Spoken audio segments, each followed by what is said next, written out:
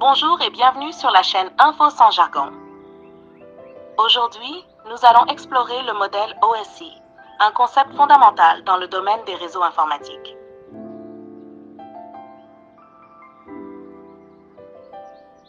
Le modèle OSI, Open Systems Interconnection, est une façon de comprendre comment les ordinateurs communiquent entre eux, mais sans utiliser de jargon technique compliqué. Imaginez que vous voulez envoyer une lettre à un ami qui vit à l'autre bout du pays. Voici comment le modèle OSI peut vous aider à comprendre ce processus. Vous avez reçu un courrier. La lettre que vous écrivez, au niveau le plus haut du modèle OSI, nous avons les données que vous écrivez dans votre lettre. Cela peut être n'importe quoi, comme un message, une photo ou un document.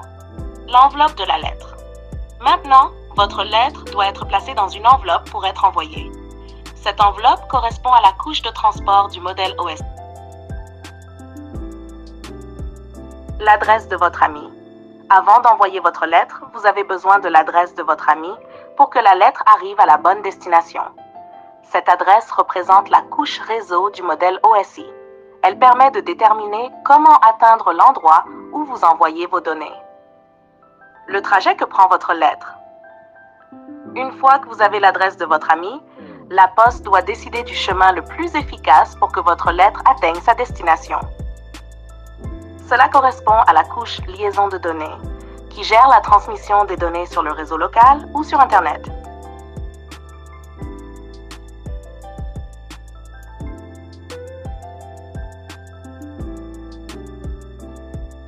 La manière dont la lettre est envoyée. Enfin, votre lettre est traitée par le bureau de poste et envoyée par la route, le train ou même l'avion. Cela représente la couche physique du modèle OSI qui concerne les moyens concrets par lesquels les données sont transmises, comme les câbles, les ondes. Le modèle OSI comprend 7 couches: physique, liaison de données, réseau, transport, session, présentation et application. Le moyen mnémotechnique pour le réseau tout se passe automatiquement correspond à l'acronyme PRTSPA, qui peut aider à se rappeler de l'ordre des couches du modèle OSI. Physique, liaison de données, réseau, transport, session, présentation et application. En suivant l'ordre du modèle OSI, voici des phrases résumant chaque couche. 1. Physique.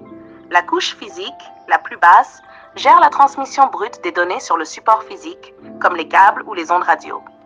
2. Liaison de données. Elle assure un transfert de données fiable entre des nœuds adjacents sur le réseau local et s'occupe de la détection et de la correction d'erreurs. 3. Réseau. Cette couche permet de transporter des données à travers tout le réseau et détermine le meilleur chemin pour les données, tout en gérant les adresses logiques. 4. Transport. La couche transport assure un transport fiable des données d'un point à un autre en divisant les données en paquets et en s'assurant qu'ils sont bien reçus. 5.